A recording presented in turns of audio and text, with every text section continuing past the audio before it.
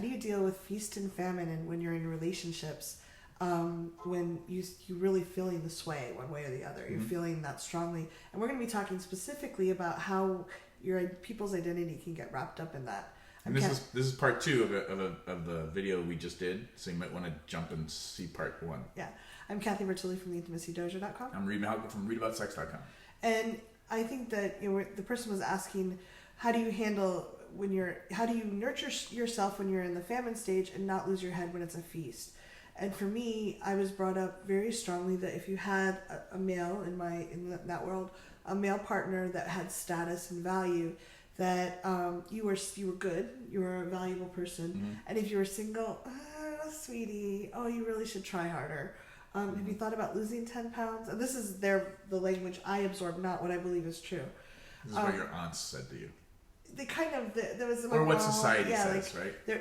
It wasn't always said directly, but there was kind of like, oh, you don't have a date, oh, sweetie, something's wrong with you. Yeah, like you're just not living up to standards.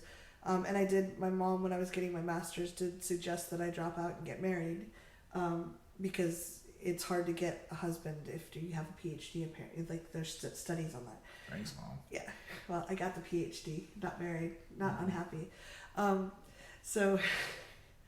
But I think that I think that the swing can feel more drastic in the famine and the feast, and we can get we can get ungrounded in both sides if we're identifying our status or value as having that, like, oh my God, I have no one, I'm awful, and this is terrible, I can't do anything. Or look at all these people I have, I'm so amazing, I'm better than everyone else, versus I'm a human being, either way I have value and worth. Mm-hmm. So how do you navigate that? Like, what's your advice for navigating that?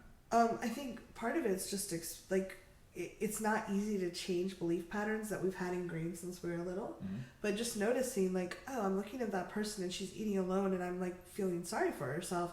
I actually question our assumptions. I don't actually know. She might have just wanted to go out by herself. And she might have 5 kids, and this is the first time she's had a fucking meal alone with some peace and quiet for years. Yes. Or she might have 3 lovers, and she's just wanted quiet. Again, peace and quiet. Yeah. I think questioning our assumptions about other people and ourselves, and this is the same thing goes for beautyism, and like oh, that person's really pretty, she must have someone, or he must have someone, or be more valuable. Start questioning that. Yeah, if I can tell you anything about my own experience, it's that you never know what's going on in somebody else's world. Yeah. You just don't. You might think you do, but you don't. Yeah. That's the main thing. Well, that's one of the amazing benefits I got I was coaching a lot of people and around intimacy and trauma and self-sabotage, and I had such strong beliefs about pretty people. But I was doing a lot of phone coaching at the time, it was before Skype, and I would be working with these people who were sharing this, like, they were so vulnerable and they were in a lot of pain, and I was helping them through, and they were so courageous. And then I would see their photo afterwards and go, oh my God, thank God I didn't know what they looked like, because I would have had so many prejudices. They were very pretty, or like they had it all together, and why are they complaining about life when we're all human? We all have hurts. We all feel bad sometimes. And just the weight society puts on, if you have a good partner of status, especially like someone that looks like they're a good partner, or they have a good job, or they look a certain way, or they act a certain way. If you watch TV, that's constantly bombarding you. If you go to a movie, that's constantly coming at you. Just questioning that, like, wow, I am exactly the same value when I'm with somebody or not. I don't have to get my value from someone else. I don't have to it's just because someone wants to sleep with me or someone wants to be in a relationship with me doesn't make me inherently more or less valuable to myself or to the world. And then I'm just going to add in that, and this is all about turnaround time. Yeah. Right? Like, because you're going to feel better about something. And you feel better because culture taught you that was important.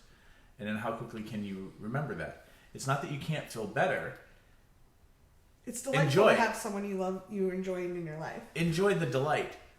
Where it's really useful to understand this and be able to catch yourself doing it is when you're the same situation, from a cultural perspective, that same machine is making you feel shitty. Yes.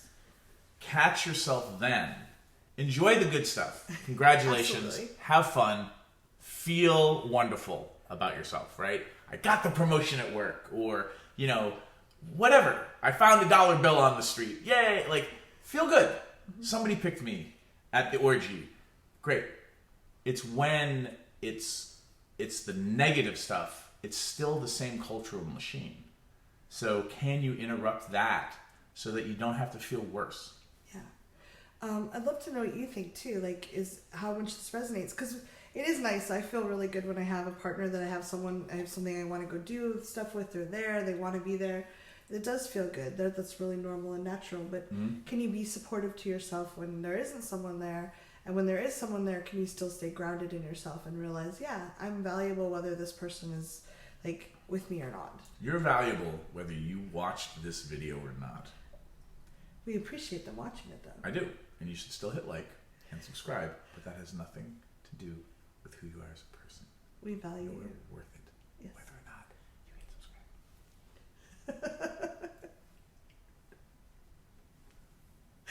Thanks, guys.